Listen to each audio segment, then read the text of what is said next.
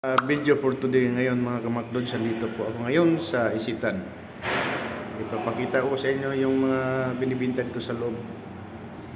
Ito, yan si, ano yan tawag yan, si Iron Man at saka si McDods yan. Yan sila ang aking mga angel. So mga kamaklods, titingnan natin at iikot na tayo. Beratur kayo.